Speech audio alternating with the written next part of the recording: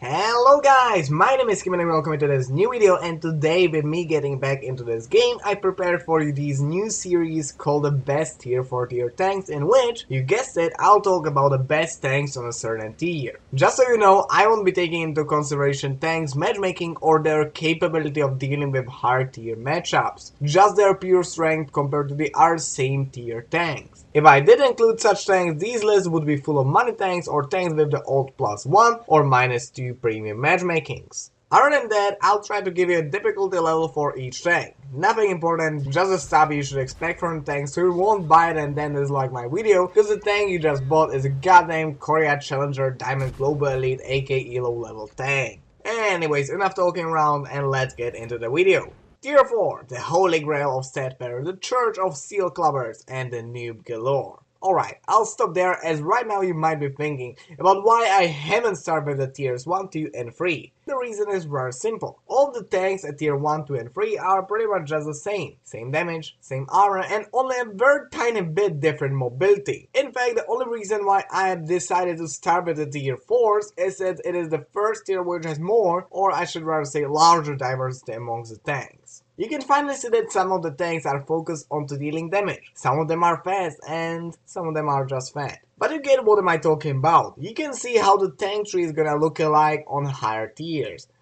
Well, unless you are going for the mouse. Anyways, now to the actual list. Back in the time when people were afraid of the possible war, back in the days when there were no McDonald's around, this very cow could live, and used all its time to feed itself into this. What the fuck, Matilda? Seriously, what the fuck is this? Come on, Wargaming, you can't give a tier 4 tank the possibility to bounce a damn KV-2 shell. Matilda's frontal armor is absolutely unmatchable by any tier 4, and even most of the tier 5 struggle with it. The side armor isn't much different. In fact, it's exactly as thick as the front, mostly, with only one tiny difference, that is this 25mm thick condom slapped onto it, protecting you from those unwanted high explosives. Overall, Matilda is the most heavily armored tank on the tier 4, followed by the Duck and the Valentine, but compared to the Duck and the Valentine, it is actually a medium, not a light tank. This means that it gets a bit of bonus hit points. Other than its great armor, this cow gets an awesome gun. This little needle, talk about compensating for something, is a ridiculously quick firing, low alpha damage gun. But that is nothing weird for a British tank to have. But this gun has one thing that makes it different from its higher tier successors, and that is its rather high penetration for its own tier. I know what I have said about comparing the tanks to higher tiers, but seriously, this gun can tear apart the front plate of an KV-1. So you can only imagine what it will do with a tier 4 tank. Ironically enough, Matilda's gun is one of the very few tier 4 guns capable of penetrating, well, Matilda. Another thing that I must note about this tank is its pure top speed and horsepower to ton ratio. As I said previously, it is the most heavily armored tier 4 tank. So of course that its horsepower to ton ratio won't be good. So if you like fast tanks, do not buy Matilda by any means. The tank is so ridiculously so that I could easily say that my grandma would be capable of outrunning it, and she is dead. One last thing about the Matilda, because it is so ridiculously slow and so ridiculously heavily armored, the best thing you can do when you are engaging on an enemy target is playing Imperial March. The second tank on this list has got to be this cute little German light tank called G25 Panzerkampfwagen 2 Blocks.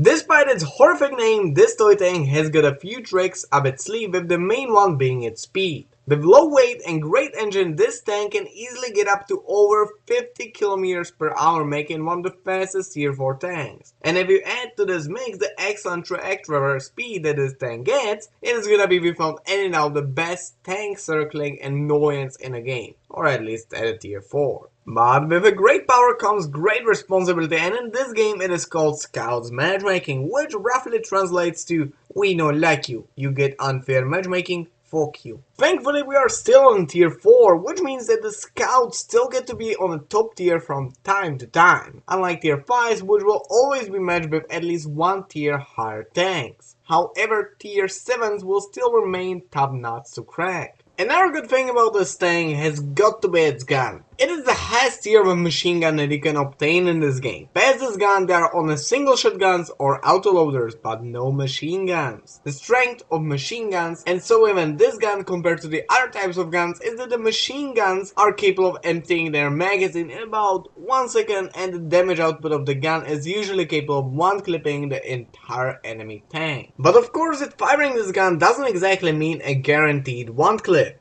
You can always miss or bounce, as this gun has both low accuracy and low penetration. On tier 4, however, people tend to be dumb and run straight into your face, making your work easier, and mainly all of the tanks have got absolutely no armor at all. Well, apart from some exceptions.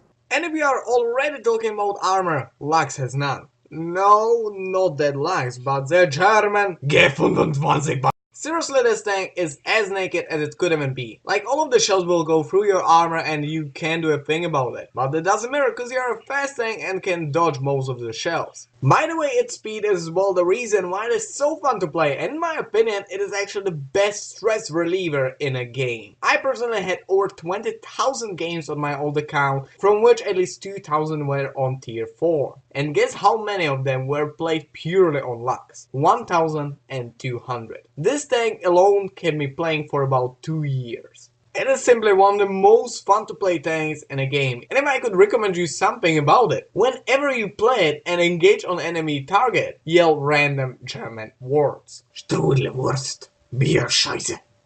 And now to the last thing on this list, the most powerful tier for both, in my opinion, and statistically. The more experience of you already know its name. It's the B2. Just so you know, I joined the game when this tank got removed out of the game. And if I am correct, this tank was actually used as a way to train your French crew before the baguettes were added into this game. And it was removed right after for various reasons. So yeah.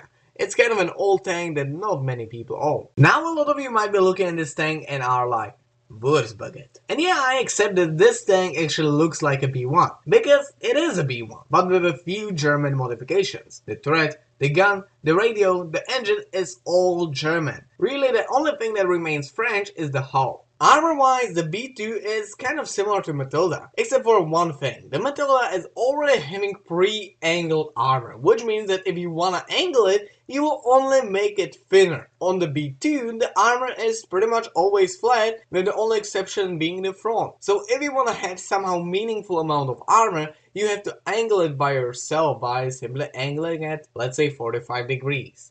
Speed-wise, this tank is actually worse than the B1. The reason for that is a worse engine. It is a little bit more than 12 horsepower to ton ratio, which is thankfully a little bit more than the average on tier 4. And lastly, its gun is again worse than the one on the B1. It has less than 1500 DPM with only 55 penetration, while not being a howitzer. This means that this tier 2 gun is one of the worst guns available for a tier 4 tank. Wait. So this tank has lower speed and radio range than the B1, worse gun than the B1, and lower HP than the B1. So how can be the B2 better than the B1? Well, the stats in which B2 is stronger than the B1 are often overlooked by people. You know, view range, camouflage, or the aim time. On this very tank, you get only 1.14 seconds aim time, which is by far the best in the game. I could even say that the B2 is possibly the only tank in the game with reload less than 4 seconds that can fully aim while constantly firing. This will definitely come in handy, but it is not the only stat that is awesome about this tank, as the B2 gets a ridiculous track and turret traverse speed, both of which are around 45 degrees per second. To give you some other tank to compare, Lux has only 33 degrees per second. That means that this heavy tank can turn faster than both medium and light tanks. This way there is no tank that can circle the B2, and as well it helps you with managing the angling of your armor. Now that we are done with our little list, let's move on to honorable mentions. A lot of you were probably waiting for the Hitzer to be on this list, but no. Sorry, it just wasn't powerful enough, so let's give it at least a little bit of love as the first honorable mention. It is a tank with rather decent gun and armor and a bad mobility. Overall, it's kinda mediocre tank, yet still, for some reason people seem to love it. The second spot is taken by the M3 Lee. While hated by some YouTubers,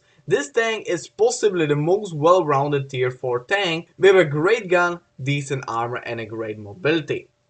Anyways, this is gonna be the end of this video. Hope you enjoyed. If you did, give it a like. If you did not, please give it a dislike because I wanna know whether or not I should improve. If you already gave it a dislike, please comment down below about what you disliked about this video so I can change it till the next one. Lastly, if you want this series to continue, please subscribe. I can always make a clickbait video that will get tons of views and tons of ratings, but if you subscribe thanks to this video, I can tell that you want to see more videos like this one coming up in the future. Anyways, hope you enjoyed this video and I hope that I'll see you next time. Bye!